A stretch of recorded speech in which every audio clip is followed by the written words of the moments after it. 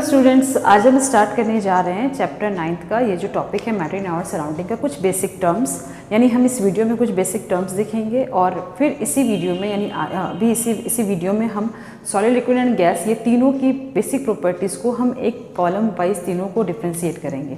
लेकिन solid, liquid and gas को समझाने के लिए यानी सॉलिड, लिक्विड एंड गैस की प्रॉपर्टीज़ को एक ही पेज में बिल्कुल अलग अलग प्रॉपर्टीज़ के बेसिस पे डिफ्रेंशिएट करने के लिए मैंने यहाँ पर कुछ 5 बेसिक टर्म्स लिखे हैं। क्या बोल के लिखा है? बेसिक टर्म्स, यानी आप direct solid, liquid and gas के बीच में डिफ्रेंशिएशन कर सकते हैं on the basis of different properties.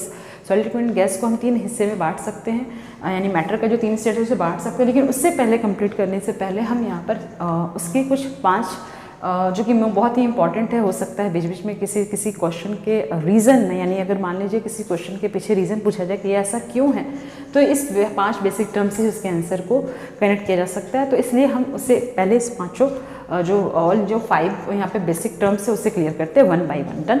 तो आज हम यहाँ पे कौन कौन से बेसिक टर्म क्लियर करने वाले? Rigid and fluids, kinetic energy, pressure, density, diffusion. This is all about the particles behaviour. ठीक है, जब आप इन 5 को क्लियर कर लेंगे तो फिर हम आज ही इसी वीडियो में जो सॉलिड, लिक्विड एंड गैस है उनकी सारी प्रॉपर्टीज़ के बेसिस पर उन्हें डिफ्रेंशिएट करेंगे। तो स्टार्ट करते हैं आज का हम लोग रिजिड एंड फ्लूइड नेचर में। सबसे पहले अगर रिजिड एंड फ्लूइड के बारे में बात की जाए तो हम बताएंगे यहाँ पर, मैं यहाँ इस जगह पर इसे बताऊँगी 1 बाय 1। ठीक है, सबसे पहला है rigid and fluid. Rigid and fluid, कोई भी ऑब्जेक्ट या तो एक रिजिड बिहेवियर का हो सकता है या फिर फ्लूइड बिहेवियर का। यानी आप जहाँ पर बैठे हो, आपके इर्द गिर्द जो भी मैटर नज़र आ रहा है, कोई भी ऑब्जेक्ट अगर नज़र आ रहा है तो उसे इन दोनों में से किसी एक कैटेगरी में आना ही है, या तो वो रिजिड है या तो वो फ्लूइड है। इसके अलावा तीसरा कोई कैटेगरी नहीं है। बट किस बेसिस पर? The basic difference between the rigid and fluid is the tendency to flow और tendency to retain their shape. ठीक है, क्या कहा मैंने? रिजिड जो उसे कहते हैं the matter which has tendency, the matter which has tendency to maintain their shape,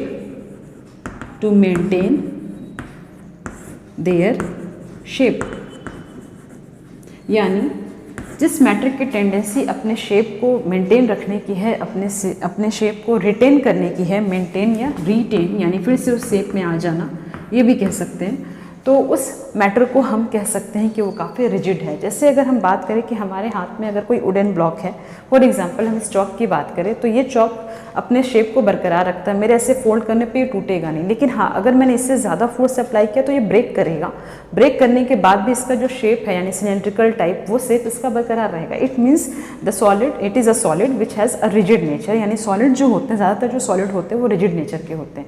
फिर कुछ ऐसे मटेरियल होते हैं, लाइक आपने देखा होगा कुशन जो होता है, या फिर स्पंज को हम ऐसे करके अगर ऐंठना चाहें तो वो आसानी से ट्विस्ट हो सकता है। इसका मतलब सॉलिड तो वो है बट ये उतना रिजिड नहीं है जितना कि ये रिजिड है। बिकॉज अगर हम इसे ट्विस्ट करना चाहें तो ये ऐसे ट्विस्ट नहीं हो सकता, यानी इसे हम इसके शेप को जल्दी आसानी से बदल नहीं सकते। तो जिस मैटर के शेप को आप आसानी से बदल नहीं सकते, because this matter has tendency to maintain their shape, तो उस ऑब्जेक्ट को, उस मैटर को आप रिजिड कह सकते हैं।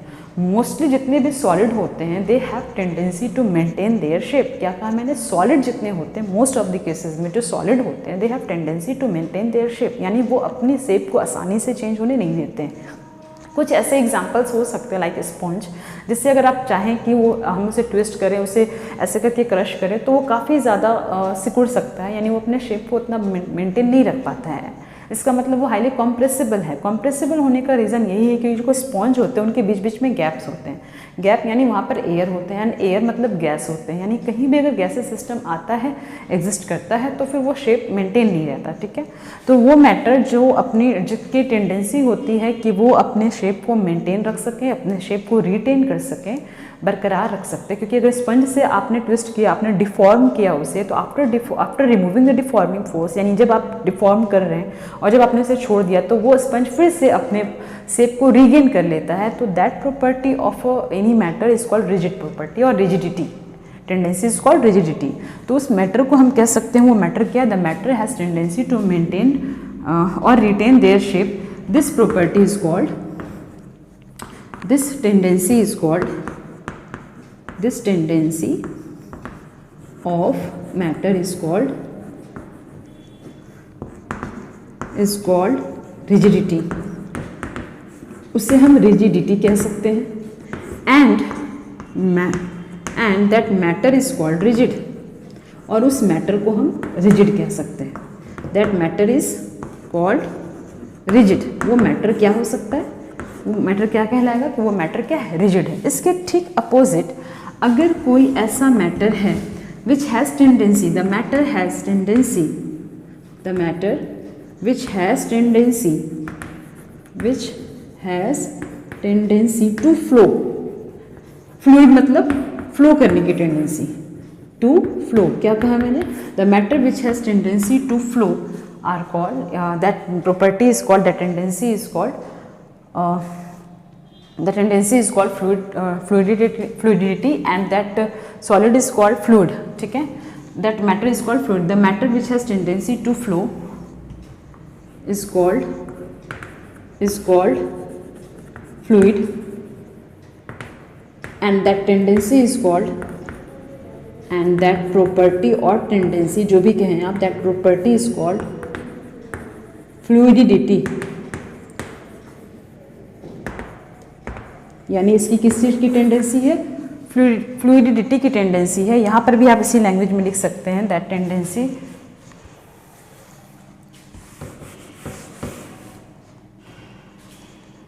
Is called fluid, sorry rigid के बारे में है ना, is called rigid and that property is called, that property और that tendency is called rigidity, ठीक है। रिजिड क्या है, यानी वो मैटर जिसकी टेंडेंसी है अपने शेप को मेंटेन करने की, that matter is called rigid matter and that property is called rigidity. ठीक इसके just opposite the matter which has tendency to flow, जिसकी टेंडेंसी होती है फ्लो करने की, उसे हम कहते हैं वो मैटर फ्लूइड है, matter as a fluid and that property of matter is called fluidity. जो मोस्ट कॉमन एग्जांपल है रिजिड में, that most common example is solid, यानी mostly solids are rigid, solid जो होते हैं वो रिजिड होते हैं, जबकि इसके ठीक अपोजिट जितने भी लिक्विड होते हैं they have tendency to flow and gases has maximum tendency to flow. अब अगर हम बात करें लिक्विड में, अगर वाटर की आप फ्लूइडिटी को पहचानें और अगर आप हनी की फ्लूइडिटी को पहचानें, तो इन दोनों में लिक्विड एंड क्या कहते हैं उसे, लिक्विड एंड हनी में लिक्विड जो है वो ज़्यादा speed, sorry water and honey में वाटर जो है वो ज़्यादा हाई स्पीड में फ्लो करेगा, जबकि हनी जो है जो कि वो बहुत ही विस्कस होता है। विस्कस टर्म आपको हायर क्लास में क्लियर हो जाएंगे या फिर आप कभी भी बेसिक्स में मैं बता दूंगी। जो वाटर एंड हनी में अगर बात करें तो water is less viscous than honey, और you can say that honey is more viscous than water, इसलिए हनी की जो फ्लूइड करने की टेंडेंसी है it is lesser than that of the tendency of water done, but the both have tendency to flow। तो जिसकी tendency flow करने की नहीं होगी दैट इज़ नॉट फ्लूइड, यानी वो उतना अच्छा फ्लूइड नहीं है। अगर कोई बहुत अच्छा फ्लूइड है मतलब they have tendency to flow. ये है first term, the matter has tendency to maintain और retain their shape is called rigid and that property of matter is called rigidity. In the just opposite thing, the matter which has tendency to flow is called fluid and that property is called fluidity। Done, यहाँ तक clear है, अब इसे हटा दो।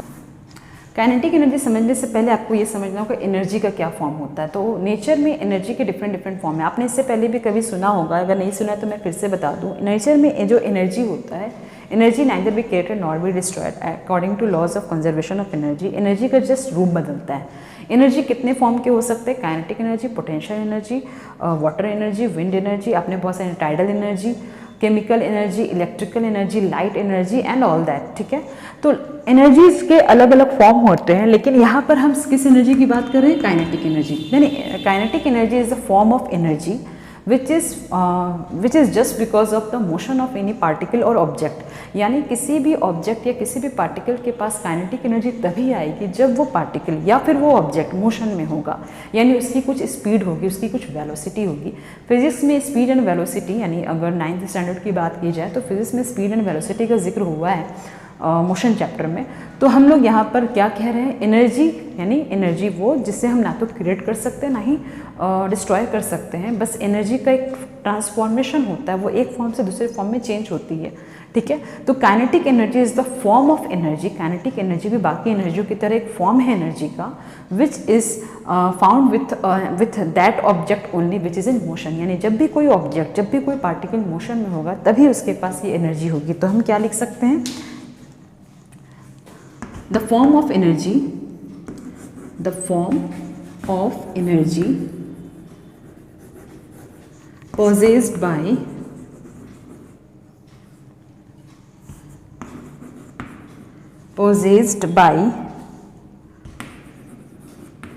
any matter,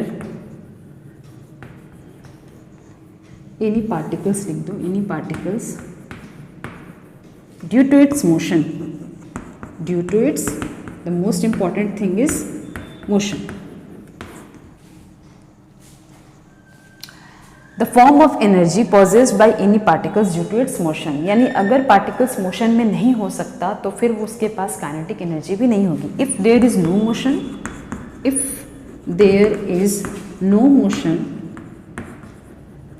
there is no kinetic energy, there is no kinetic energy. This is the most important line कि अगर कोई पार्टिकल मोशन में नहीं है, अगर कोई मैटर मोशन में नहीं है, अगर कोई सिस्टम मोशन में नहीं है, मैटर नहीं, मैटर के अंदर के जो पार्टिकल्स होते हैं, the most important thing is particle, particle की kinetic energy, kinetic energy of particles की बात हो रही है यहाँ पर, काइनेटिक एनर्जी ऑफ पार्टिकल्स की बात हो रही है, मैटर की बात नहीं हो रही। अगर मैटर की काइनेटिक एनर्जी की बात की जाए तो फिर मैटर को मोशन में होना होगा, बट यहाँ पर हम बात कर रहे हैं काइनेटिक एनर्जी ऑफ पार्टिकल्स, यानी ऐसा मतलब, इसका मतलब ये नहीं कि अगर किसी जगह पर फॉर एग्जांपल कि आपके इर्द गिर्द कोई मैटर है, टेबल है, चेयर है, उसके अंदर जो पार्टिकल्स होते हैं वो पार्टिकल्स की काइनेटिक एनर्जी की बात हो रही है, मैटर की काइनेटिक एनर्जी की बात नहीं हो रही। अगर मैटर की काइनेटिक एनर्जी की बात हो रही है तो फिर मैटर को मोशन में होना होगा, बट हम यहाँ पर इस पूरे चैप्टर में पार्टिकल्स पे ही फोकस कर रहे हैं, पार्टिकल की कैरेक्टरिस्टिक प्रॉपर्टी पे फोकस कर रहे हैं, तो हम पार्टिकल्स के बारे में जिक्र कर रहे हैं। और यहाँ पे काइनेटिक एनर्जी किसके बारे में हो रही है, पार्टिकल्स के बारे में।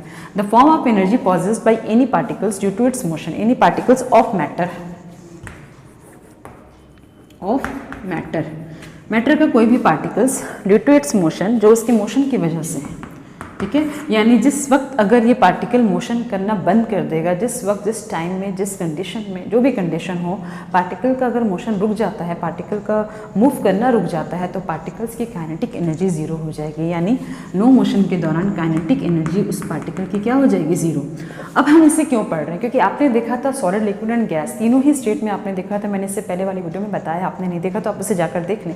सॉलिड, लिक्विड एंड गैस तीनों ही कैसा स्टेट्स ऑफ मैटर है, या फिर जो भी स्टेट्स ऑफ मैटर आप ले लें, पार्टिकल का कुछ ना कुछ मोशन हो रहा है। अगर वो सॉलिड में है तो वाइब्रेशन मोशन है, अगर वो लिक्विड में है तो ट्रांसलेटरी मोशन है, और अगर वो गैस में है तो उसके पास रैंडम मोशन है, यानी मोशन तो है, और अगर मोशन है वहाँ पर तो मोशन है, तो इसका मतलब पार्टिकल्स के पास काइनेटिक एनर्जी भी होगी। फिर आपने ये देखा था सॉलिड, लिक्विड एंड गैस में सबसे ज़्यादा फ्रीडम, सबसे ज़्यादा मोशन में कौन है, जो एक वक्त के लिए भी नहीं बैठता, यानी टेम्परेचर चाहे जो भी हो, इवन एट रूम टेम्परेचर, और रूम टेम्परेचर से भी अगर आप नीचे जाएँ तो भी गैस में जो पार्टिकल्स होते हैं वो ऑल टाइम मोशन में होते हैं, and that's why kinetic energy सबसे ज़्यादा किसकी होती है, सॉलिड की होती है, फिर लिक्विड की होती है, फिर गैस की होती है, यानी एक सर्टेन टेम्परेचर पर। If there is no motion there is no kinetic energy. Kinetic energy को अफेक्ट करने के लिए सबसे इंपॉर्टेंट फैक्टर है temperature. Kinetic energy of particles, particles की जो काइनेटिक एनर्जी होती है, इट डिपेंड्स ऑन टेम्परेचर। ये डायरेक्टली प्रोपोर्शनल का साइन है, इसे हम पढ़ते हैं डायरेक्टली प्रोपोर्शनल। डायरेक्टली प्रोपोर्शनल मतलब kinetic energy of particles is directly related to temperature. Directly related to temperature का मतलब अगर हम टेम्परेचर को बढ़ाएं, अगर हम टेम्परेचर इंक्रीज करें, this is the sign for increase, ये मेरा साइन है, मैंने दे दिया, तो हम कहेंगे काइनेटिक एनर्जी पार्टिकल्स की क्या होगी, वो भी बढ़ जाएगी। और अगर हम अगर इससे ठीक अपोजिट, अगर हम टेम्परेचर को डिक्रीज करें तो काइनेटिक एनर्जी ऑफ पार्टिकल्स भी क्या होगी, डिक्रीज करेगी। That's why we can say that the kinetic energy of particles directly related to, यानी डायरेक्टली रिलेटेड है किससे, टेम्परेचर से। तो टेम्परेचर का सबसे बड़ा role temperature plays a very important role to affect the kinetic energy. How it affect the kinetic energy? If we increase the temperature of the matter और if we increase the temperature around the matter, the particles kinetic energy get increases, and if we decrease the temperature the particles kinetic energy get decreases. यही वजह होती है कि अगर किसी भी system को, किसी भी मैटर को अगर हमें एनर्जेटिक करना है, उसके पार्टिकल्स को एनर्जेटिक बनाना है, तो हमें हीट देना पड़ता है, बिकॉज हीट एनर्जी देकर हम उसके काइनेटिक एनर्जी को बढ़ा सकते हैं. अब आपने यहाँ पर भी देखा होगा कि दो एनर्जी एक दूसरे में ट्रांसफॉर्म हो रही है. कैसे? कि अगर आपने किसी मैटर को हीट एनर्जी दिया है, कौन सी एनर्जी दी है हमने? Heat energy. तो इसकी हीट एनर्जी ये सिस्टम, ये मैटर जो होता है वो एब्जॉर्ब करता है और अपनी इस हीट एनर्जी का इस्तेमाल वो अपने काइनेटिक एनर्जी को बढ़ाने में लगता है. यानी मेरी तरफ से हीट एनर्जी का तो लॉस हो रहा है, क्योंकि अगर हम किसी को हीट एनर्जी दे रहे हैं, किसी मैटर को हीट एनर्जी दे रहे हैं, तो यहाँ से इसका हीट एनर्जी कम हुआ. वो हीट एनर्जी किसने यूज़ किया? इस मैटर ने. और हीट एनर्जी को उसने किस में ट्रांसफॉर्म किया? काइनेटिक एनर्जी में. तो this is the best example to represent that the energy neither be created nor be destroyed, rather it can transform from one state from one form to another form. यहाँ heat energy change होता है किसमें? Kinetic energy में. Kinetic energy is the form of energy which occupy या which possess by any particles of matter just because of their motion. ठीक है, जिस समय ये मोशन रुक जाएगा तो उस पार्टिकल की काइनेटिक एनर्जी भी क्या हो जाएगी? जीरो होगी ना. तो सेकेंड फैक्टर, कौन सा ऐसा फैक्टर है जो काइनेटिक एनर्जी को अफेक्ट कर सकता है? It is and only temperature, जो कि जहाँ हमने ये देखा था kinetic energy of particle directly proportional to temperature. Done. Temperature बढ़ाने से काइनेटिक एनर्जी बढ़ेगी, टेम्परेचर घटाने से काइनेटिक एनर्जी घटेगी. ठीक है, तो यहाँ तक का I think kinetic energy of particles is the most important factor to compare the solid, liquid and gas. तो हम कह सकते हैं कि इवन एट रूम टेम्परेचर पर भी किसी भी पार्टिकल की एक सर्टेन काइनेटिक एनर्जी होती है. यानी इसके नीचे आप लिख सकते हैं, मैं इसे हटा दूँ. Even at room temperature, even at room temperature हम 25 डिग्री से को कहते हैं. Even at room temperature the particle has certain kinetic energy, कुछ ना कुछ काइनेटिक एनर्जी होती है. एंड द ऑर्डर इज, और जो ऑर्डर होता है एंड द ऑर्डर इज, वो कैसे होता है?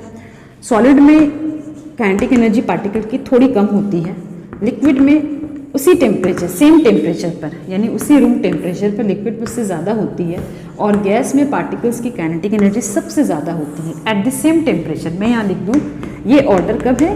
At the same temperature. Done.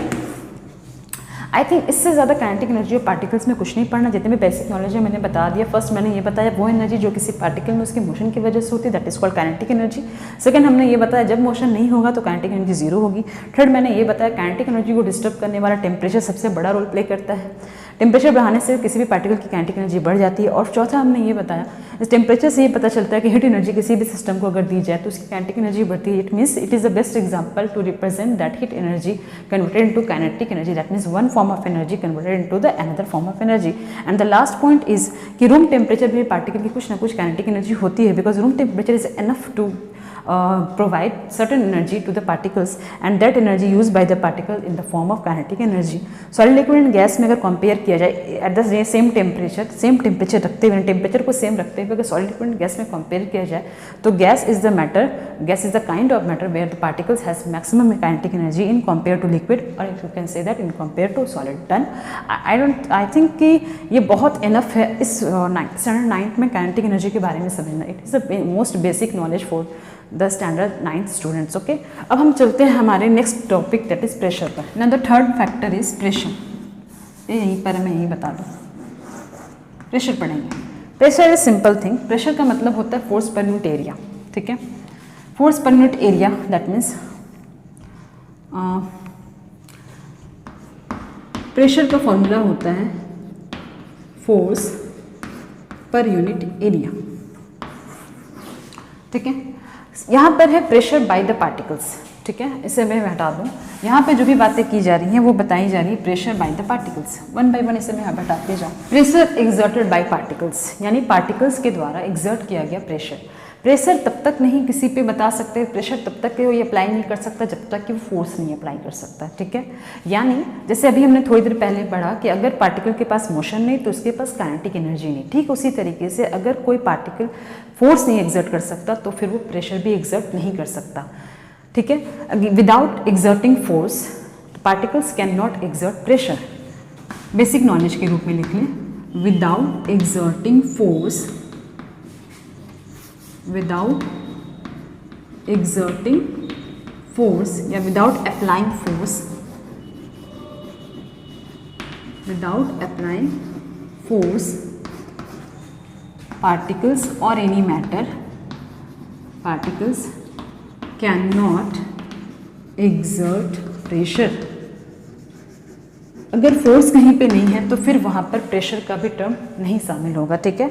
अब हम यहाँ देखते हैं कि पार्टिकल्स कोई भी पार्टिकल्स अगर मोशन में है, अगर कोई भी पार्टिकल्स मोशन में है तो मोशन करने के दौरान यहाँ पे चांसेस है, खासकर गैसेस में हम देखते हैं कि मोशन करने के दौरान जो पार्टिकल्स होते हैं वो कोलाइड करते हैं, ठीक है।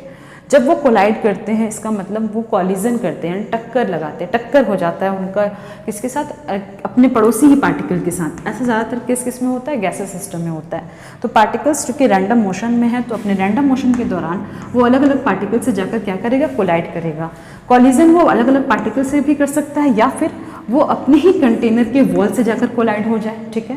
दोनों ही केस में, यानी दोनों ही केस में जो कॉलिजन हो रहा है, कॉलिजन मतलब फोर्स, यानी पार्टिकल्स मोशन के दौरान एक दूसरे पार्टिकल्स पर और यहाँ तक कि अपने कंटेनर के वॉल पर भी फोर्स एक्सर्ट करता है। और जैसे ही फोर्स अप्लाई होता है इसका मतलब फोर्स अगर अप्लाई हो गया तो उसका मतलब ये हुआ कि पार्टिकल्स प्रेशर भी एक्सर्ट करता है। अब मैं ऐसा क्यों कह रही हूँ, बिकॉज प्रेशर का फॉर्मूला जो होता है, प्रेशर का जो डिफिनेशन होता है वो होता है force applying per unit area, यानी एक सर्टेन एरिया में किसी सिस्टम, किसी मैटर, किसी पार्टिकल के द्वारा लगाया गया फोर्स। तो प्रेशर को बस फोर्स पर यूनिट एरिया से अगर रिप्रेजेंट किया जाए तो हम कह सकते हैं कि pressure can be defined at the amount of force exerted per unit area, ठीक है। यानी यहाँ पर फोर्स होना बहुत ज़रूरी है। अब सवाल ये है, सॉलिड, लिक्विड एंड गैस में सबसे ज़्यादा पार्टिकल कहाँ अपना प्रेशर एक्सर्ट करता है, यानी अपने प्रेशर को एक्सर्ट करने की जो कैपेसिटी है वो सॉलिड, लिक्विड एंड गैस में कहाँ पर है। तो सॉलिड में आपने देखा था कि पार्टिकल्स काफ़ी सामने हैं, मोशन उतना खास नहीं होता। लिक्विड में मोशन ट्रांसलेटरी होता है। गैस में जो पार्टिकल्स का मोशन है वो काफ़ी फास्ट होता है। अभी थोड़ी देर पहले हमने ये भी पढ़ा था काइनेटिक एनर्जी काफ़ी ज़्यादा होती है। इसका मतलब जो पार्टिकल्स है वो सबसे ज़्यादा एनर्जेटिक गैस में है और ऐसा होने की वजह से वो काफ़ी ज़्यादा मोशन में होता है और एक दूसरे से टक्कर लगाता है, यहाँ तक कि वो कंटेनर के वॉल से भी टकराता है। तो सबसे ज़्यादा फोर्स लगाने का जो चांस है वो गैसेस में है, सॉलिड में सबसे कम है क्योंकि वैसा कोई फ्री मोशन नहीं है पार्टिकल्स का। कहाँ पर, सॉलिड में। लिक्विड में मोशन है बट वो सिर्फ अपने पार्टिकल से टकराएगा, बट उतनी एनर्जेटिकली नहीं टकराता, उतनी एनर्जेटिकली वो फोर्स नहीं लगाता। सबसे ज़्यादा फोर्स कहाँ पे लगता है, गैसेस पार्टिकल्स में, और इसलिए वहाँ पे सबसे ज़्यादा प्रेशर लगता है। तो अगर प्रेशर का ऑर्डर पूछा जाए कि पार्टिकल सबसे ज़्यादा अपनी वजह से प्रेशर किस पे एक्सर्ट करता है तो गैसेस सिस्टम पे। डन। अब हम इसे हटाते हैं। अब हम यहाँ पे सिंपली लिख देते हैं प्रेशर का डिफिनेशन है फोर्स पर यूनिट एरिया। इसे आप फिजिक्स में पढ़ लेंगे बट एक ऑर्डर यहाँ पर आप लिख लें, सॉलिड, लिक्विड एंड गैस, ये ऑर्डर है प्रेशर का। रीज़न क्या होगा, because particles collide with each other, और जहाँ भी कोलाइड वर्ड आया है मतलब कॉलिजन हुआ है, मतलब वहाँ पर फोर्स लग रहा है, ठीक है। एंड जैसे ही फोर्स लगना शुरू हो गया मतलब वहाँ पर प्रेशर भी लगना शुरू हो गया। तो particles collide with each other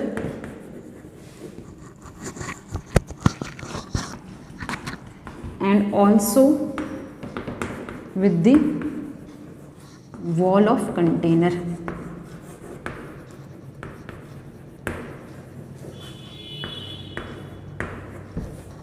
wall of container. Done. तो यहाँ तक हमने प्रेशर समझा। अब हम चलते हैं हमारे नेक्स्ट टॉपिक के पीछे, नेक्स्ट टॉपिक के डेंसिटी। डेंसिटी क्या होता है, बेसिकली डेंसिटी होता है मास पर यूनिट वॉल्यूम। तो अब हम आते हैं यहाँ पर,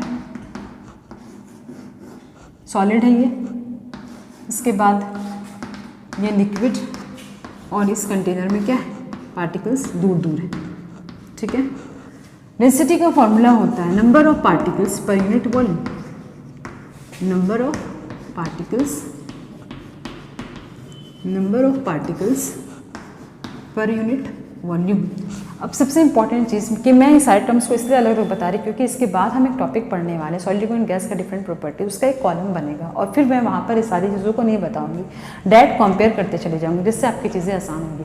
आपको नोट्स भी ऐसे ही बनाना है ताकि आपको बेसिक टर्म्स के बारे में क्लियर हो जाए और एक ही बार आप सॉलिड लिक्विड गैस की तीनों को हर एक प्रॉपर्टीज़ के बेसिस पर डिफ्रेंशिएट कर सके, ठीक है। इसलिए मैं यहाँ पर सारी प्रॉपर्टीज़ को बता रही हूँ, टर्म्स को बता रही हूँ, क्लियर कर रही हूँ। नंबर ऑफ पार्टिकल्स पर मीटर वॉल्यूम, बहुत कोई इसे ऐसे भी बोल सकते हैं, जितना ज़्यादा पार्टिकल, हर पार्टिकल का अपना चूंकि एक मास होता है, तो जितना ज़्यादा नंबर ऑफ पार्टिकल्स बढ़ेंगे उतना ज़्यादा वहाँ का क्या बढ़ेगा, मास बढ़ेगा, ठीक है। इसे समझने के लिए करना क्या है, आपको पार्टिकल्स का अरेंजमेंट दिखाना है।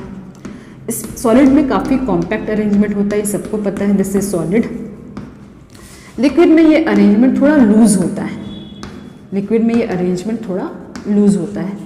गैस में ये काफ़ी फ्री होते हैं एक पार्टिकल दूसरे पार्टिकल से, ठीक है, इतनी ज़्यादा फ्रीडम होती है।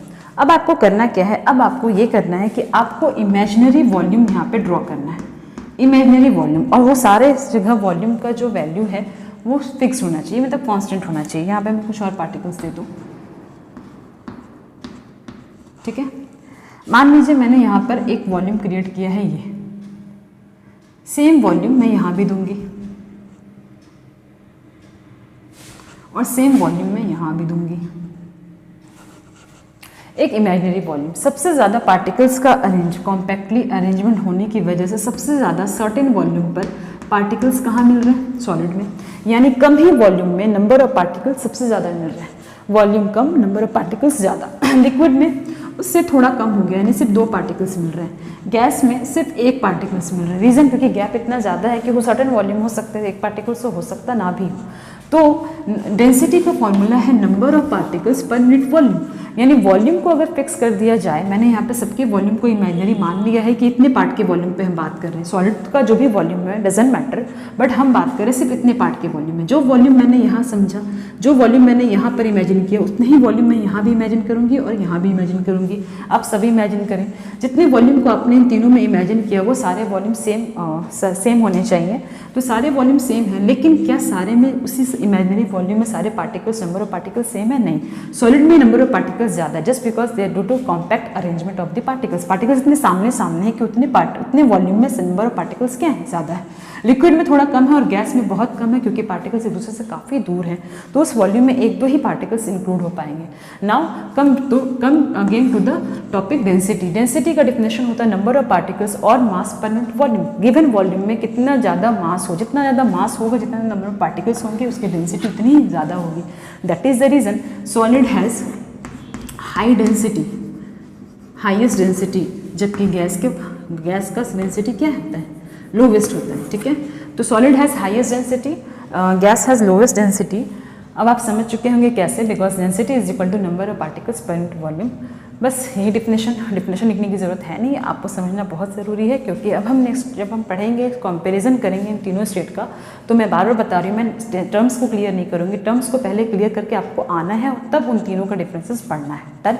अब मैं इसे हटाती हूँ, अब हम चलते हैं हमारे लास्ट ऑर्डर। अगर लिखना हो तो आप ऑर्डर लिख सकते हैं, सॉलिड से ज़्यादा सॉलिड की डेंसिटी सबसे ज़्यादा, लिक्विड की डेंसिटी उससे कम और गैस की डेंसिटी सबसे कम होती है। अब हम चलते हैं हमारे last topic, that is diffusion पर। डिफ्यूज़न को हम रखते हैं नेक्स्ट क्लास के लिए। नेक्स्ट क्लास की वीडियो में आपको डिफ्यूज़न भी मिल जाएगा और फिर हम सॉलिड, लिक्विड, गैस तीनों को अलग अलग देख लेंगे। यानी लास्ट मतलब इसके बाद जो वीडियो आएगा उसमें डिफ्यूज़न में क्लियर कर देंगे, क्योंकि डिफ्यूज़न भी एक थोड़ा सा अच्छा, ये सिर्फ एक टर्म नहीं है, इसमें आपको बहुत सारे फैक्टर्स पढ़ने हैं। यानी काइनेटिक एनर्जी के बाद अगर कोई आपसे पूछे कि इसके बाद सबसे अच्छा टर्म्स कौन है, तो डिफ्यूज़न को समझना बहुत इंपॉर्टेंट। क्वेश्चन यहाँ से भी आते हैं, टर्म से भी आते हैं, इस टर्म से भी आते हैं। तो नेक्स्ट क्लास में हम लोग पढ़ेंगे डिफ्यूज़न के बारे में, और नेक्स्ट क्लास में सॉलिड, लिक्विड, गैस तीनों को एक कॉलम वाइज सारी प्रॉपर्टीज़ के बेसिस पर डिफ्रेंशिएट करेंगे। डन।